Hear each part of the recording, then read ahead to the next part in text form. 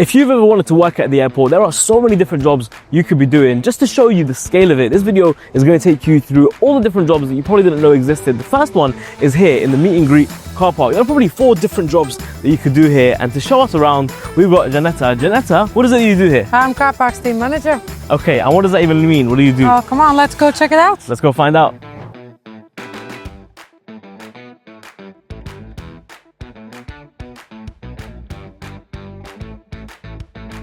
So that car that's coming into the car park right over there, tell us what's happening. So basically this is fully stress-free start of their journey when they come into airport. They just park the car, they don't need to look for space or anything, they just park in one lane and they just drop the keys off and that's it. Nice. And then we have drivers here that have been sorted the keys off from downstairs, so they've taken the cars out from the lanes and they drive them to secure storage. And then bring the keys back? They bring another return back. They park it up downstairs, so it's ready to be collected for customers Nice. coming back today. Nice. And then they leave the keys downstairs.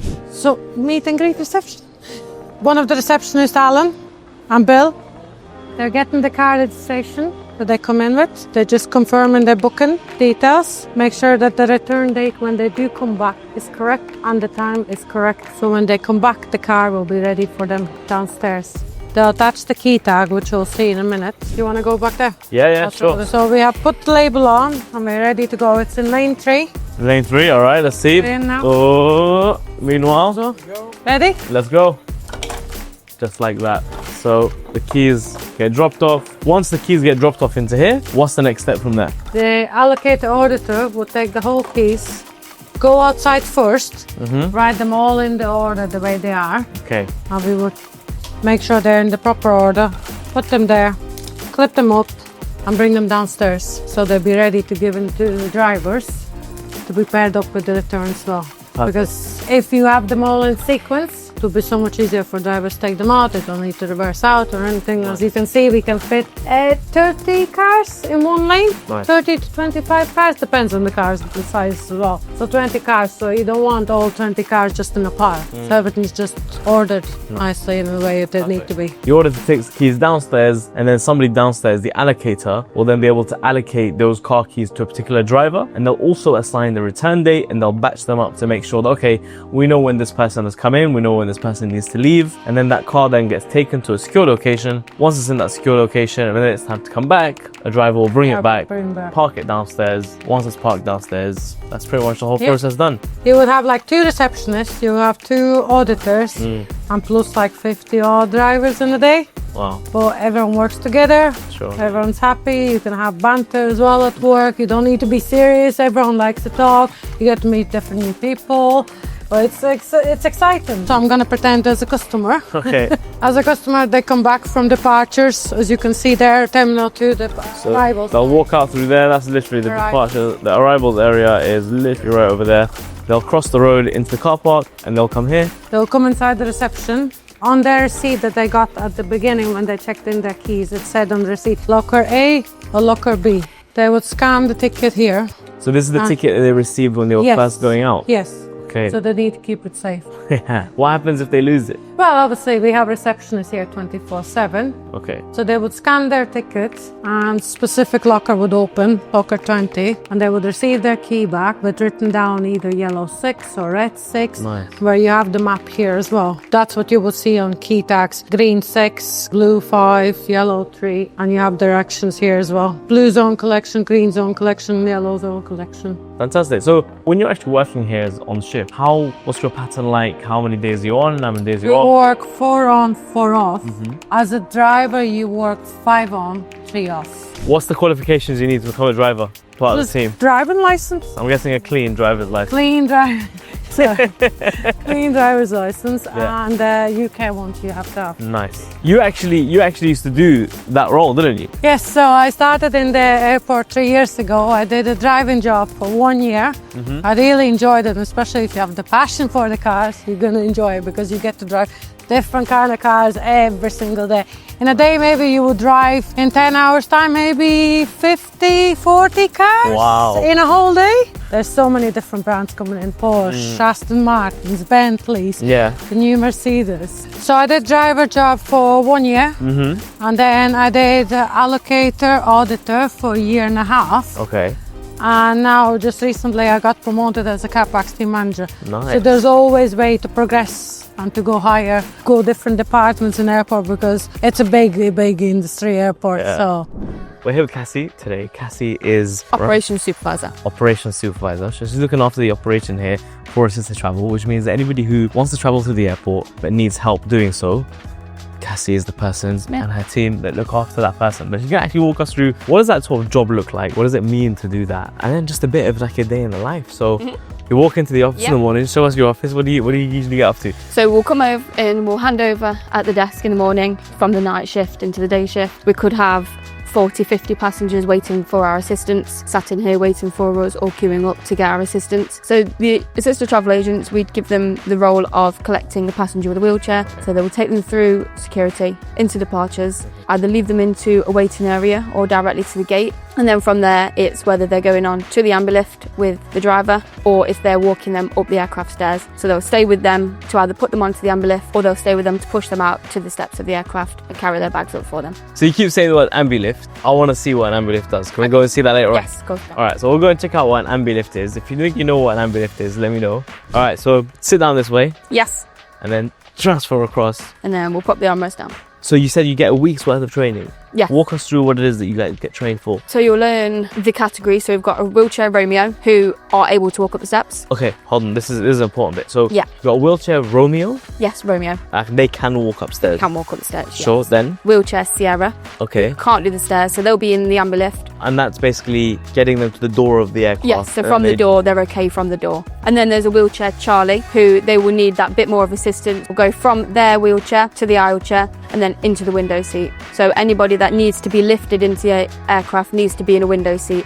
Yep. For safety reasons. If anybody needs to get out, they can obviously get out freely. Okay, so there you go. So there's three different levels of passengers with reduced mobility. Romeo is to stairs, Sierra is the door of the airplane, and Charlies are actually into the actual seat of the aircraft. So for anybody else who requires assistance, they get one of these pink slips here at East Midlands. So they got the category, they got the gate time and the gate number, so that whoever's helping them out can know exactly where they need to go and actually what level of service they need help with. So this also then acts as like a fast track pass to get them through security fast track. So if you're needing special assistance, you're not going to be sat there waiting in a queue.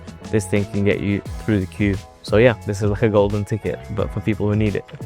If you're ever traveling through an airport, you might see somebody who's wearing a green lanyard. This is for people with non-visible disabilities. But when you look at them, you'll assume that they're fine. But reality is they do need extra help. Cassie, you told us about these hidden disabilities. Yeah. Have you got any stories of like passengers that had these and how you guys have helped? So we've got one family who comes in quite often, so they'll be flying out and in. And we've got one colleague who will, on her days off, she'll make a point of coming in to spend that shift with just this family. Wow. So she'll And what take sort them all the of way help through. do they need? So they want the reassurance that they'll be able to go through the fast track with as much ease as possible. So she'll come in, give them the green lanyard, and she'll take them from the quiet room here to the quiet room airside opposite gate 14. She'll sit with them until the plane's boarding, and she'll take them right onto the aircraft and put the bags above their head. Can you show us like a typical quiet Got the room and what's button. in there?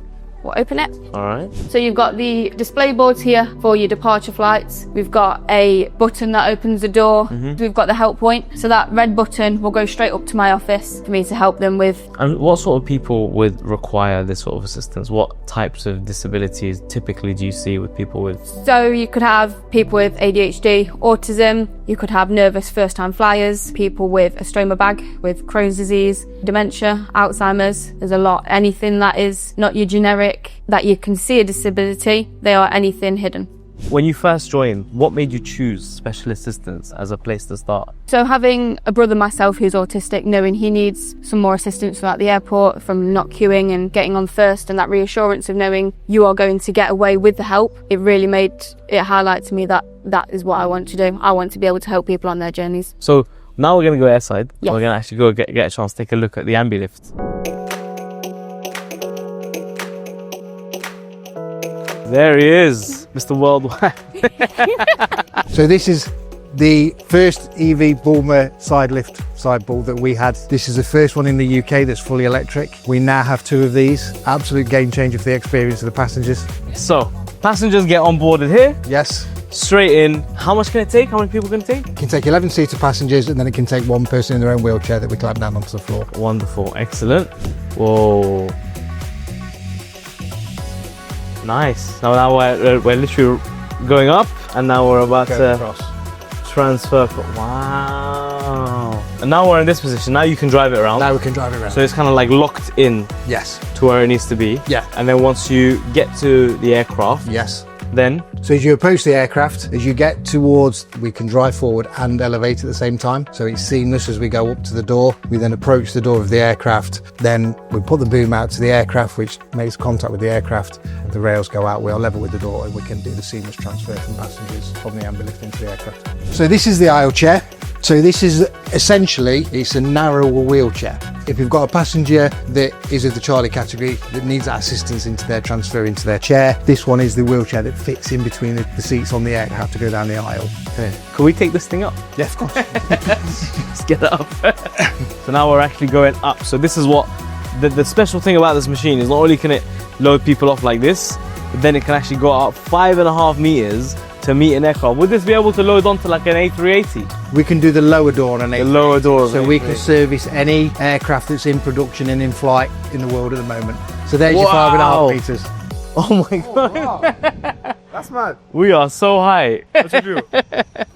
So now we're about to discover a role that you might have already seen or might have even helped you out on your journey, and that is Lorna. Lorna, what do you do? Hello, I'm a customer experience ambassador. Okay, customer experience ambassador. What does that even mean? Let's go inside. Let's and go find out. inside. Let's go. Let's go. This is your office Yeah, this is my office every single day. every single day. And then what? And then we help people. We make it an easy, exciting experience. Fair. So every single day you come into the airport. Yeah. And then where's the first point of call? The first point of call for us could be anywhere within the airport, depending on the roster that we've done. The first point of call for a lot of people is the information desk plus the passengers, because they need to know where they're going, forthcoming departure lounge, whether they're getting on with travel, whether they're getting a special assistance, and just general information. So that is the point of call for us, but obviously we have loads of different point of calls because, like I said, we're in every bit of the airport. So technically you guys are kind of like walking, talking information points, Exactly that. answering like whatever question you might Whatever have. question and whatever calls, because obviously we have our control centre, so we also attend first aids. We're first port of call for medical when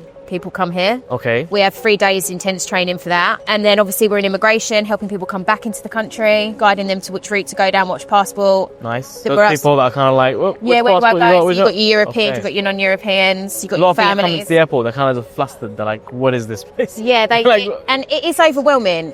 And airports, for people that don't travel a lot, I mean, it's overwhelming. There's lots of signs. Where do I go? What airline am I with? Yeah. Where am I checking in? Yeah, Where's yeah. the security? What do I need to have? Okay. That okay. sort of thing. Nice. So you did that for a bit? I did that for a bit. Then what? Like, is it? Do you rotate throughout the shift? Do you Yeah, start a bit? we have like an hour one place, then we can be 2 hours somewhere else, Right. then we have a break, and then we rotate. So it literally never stops. You just We you're never always trying stop. something different. There's always, and you never can call a day. So every day's Come in and different. it's You like- can't call it. You don't know what's going to happen. Yeah, you pray. You don't know what's going to happen, Okay. but that's what makes the job exciting. All right. Talk me through your sort of career in aviation. So my career in aviation started in 2006 when I come up here, and it was the first when we all had to put everything in the plastic bags. So when the DFT rules That's changed it. first That's time. it. When the Okay. DFT rolls, and I worked with a company. You might have heard of them, Blackjack Promotions Yep. Company. Yeah. I worked with them solidly for 9 years, all throughout the airport, helping restaurants and stuff promotions, but based in World Duty Free, working for makeup counters. So that was airside. Airside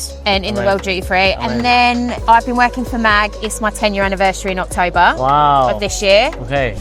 There is no one there who we can Their ask. staff will be coming up shortly, so they'll be all behind the desk. They'll come. Okay. All right, darling. No, you're Sorry. welcome. No, you're welcome. Don't worry. I'm sorry. Tanya. No, don't be silly. You're fine. Shall we move?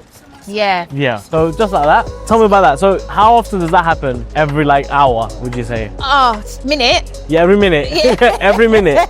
So that's every single minute is having a different person walk up to you Yeah. saying, "Hey, I need help." You know, there's a rule, it's like a golden rule in airports, which says don't walk around with a high vis on inside the terminal, because if you have a high vis on in the terminal, You're gonna get asked a you're question. gonna get asked a question. And everyone does. Doesn't matter if you are the cleaners, your builders, your And security. anything, engineering, You'll get asked you will questions get asked straight away. questions. It's like I said, it takes a village to run this place. Yeah. Doesn't matter what department you work for. When we all need to pull in, you literally all become the point to make it work. It's a big How would you machine. describe yourself in that machine as your role specifically? Frontline. Frontline. in the trenches. in the trenches. So right now, we're stood right in front of security. What would you be doing in a place like this? So for us, for example, when it starts to build up, you'll have us and the CSAs all working around it to make sure that all the lanes are moving, to make sure that there's no one just building up. And then what about when you're actually on this side, so land side? Well, so just making sure that the queuing systems are okay and that just the areas are clear and everyone just being around to help. You know, where's my check-in? Where have I got to go? Because like I said, when you come in there, it's a big old building. So Yeah. If you're watching this, what kind of person do you have to be to really like thrive in this job? What would you say? How do you describe those? I'd say patient, Yeah. work hard, kind, and just have a passion for aviation. Yeah. I would say you have to, I mean, when I have to go out and do a patrol and I'm that close to a plane. What's a patrol? Tell me. So a patrol is we have to go around and do security compliances with the doors. Okay. So every satellite door has to be checked every 2 hours Wow. to make sure that it is locked and there's nothing around it, nothing's left and it's secure. And we have to go sometimes down on the aprons and we can get very close to the planes. It's quite an emotional thing because they're so beautiful to look at as well, do you know what I mean? So once you've been here as well, if you speak to any members of staff, a lot of us have been here 10 years plus. Once you're in her, you don't want to leave her. Yeah. She draws you in. So we're gonna head outside and see what changes as part of this role when you actually cross the fence and you go to past security and now you're airside. Let's go. So now we're airside. The buzz feels a bit different. People are now a bit more Yeah, relaxed. well, they're ready to go now. They've got free security. Obviously, the pubs are booming and everyone's excited. What's the most? Because I'm guessing the questions now change. Yes. Once you go from landside to like before, it was where's security? Where's this? Yeah. Where's that?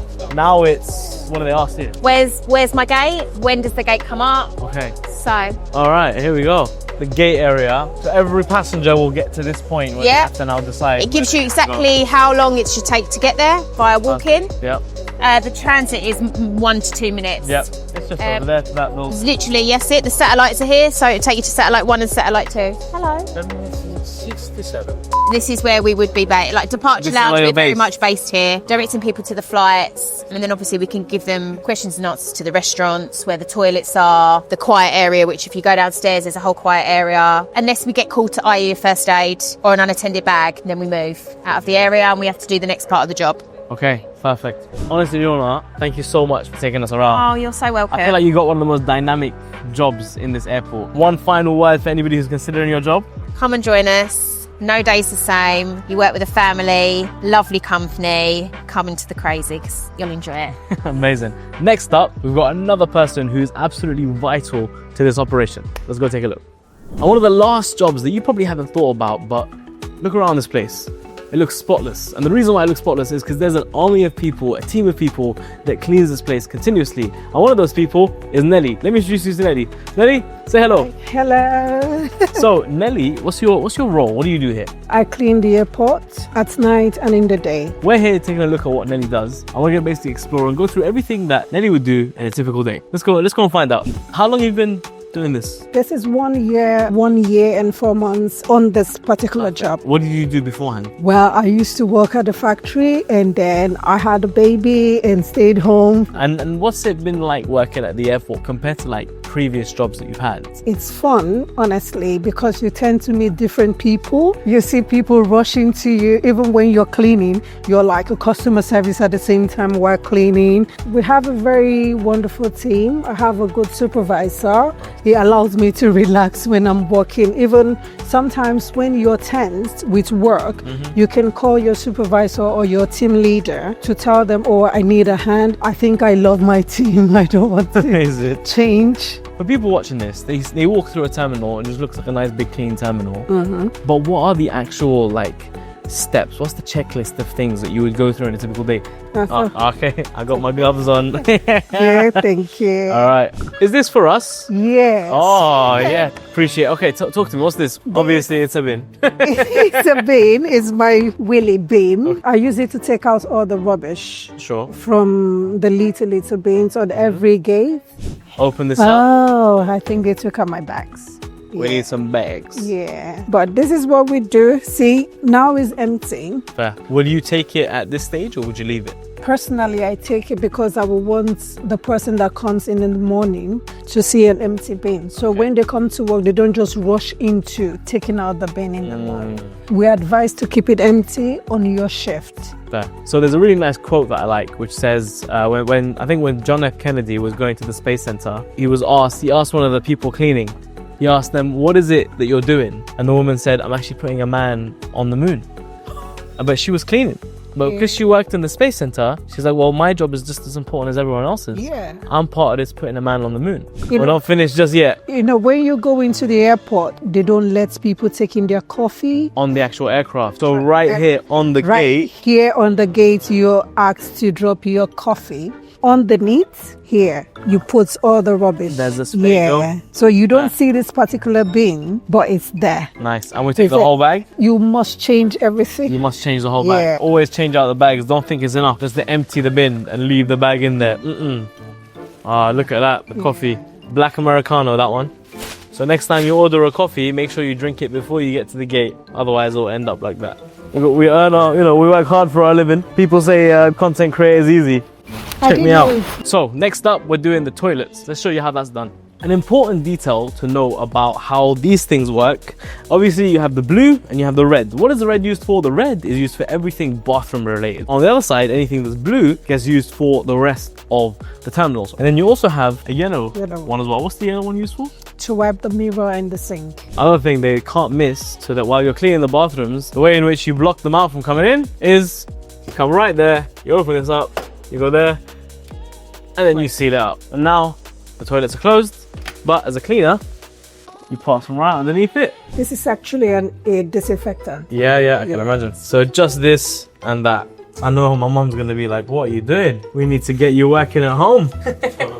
And do you see yourself staying? One thing I like about this airport is the growth. The growth. Yeah, you have an opportunity to grow from where you are to another step in your department. And I can switch from being a cleaner to be a customer service.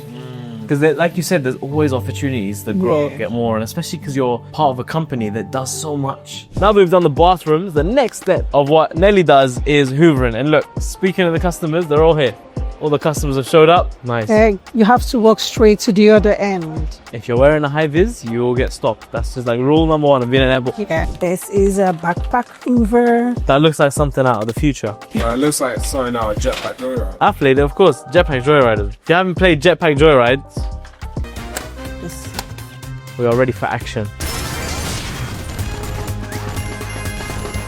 Know where the button is? Hold on. There we go. You're perfect.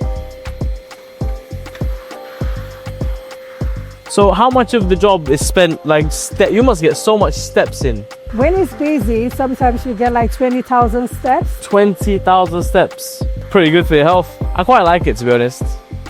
It's very therapeutic. Honestly, everyone who we've spoken to that does their job, no matter what they do, they've all had the same mindset of like, this place kind of feels like home. Yeah, I enjoy what I do. I come in, I have fun. I get to meet different people, especially with like night shifts. Just saying, no one bothers you. Kind of do your own thing in your own time. Just get the job done till 7 in the morning. So 7 till 7, and then you do 2. Yeah, 2 early shifts, still 7 to 7. Yep, and then 2 night shifts. Yes. And then how many days off? 4 days. 4 days off. 2 mornings, 2 nights. 2 nights. And then 4 days off. It's a nice shift. And then the beauty of what you were saying earlier of like the career progression, of like being able to come in at this stage and then slowly work your way up and do different things. Nice. There you go. So just like that, those are 4 of many different jobs you could be getting in the aviation industry. Whether you want to work in Manchester Airport, Stansted or East Midlands, check the link in my bio, see what jobs are available, and I'll see you in the next video. Let's go.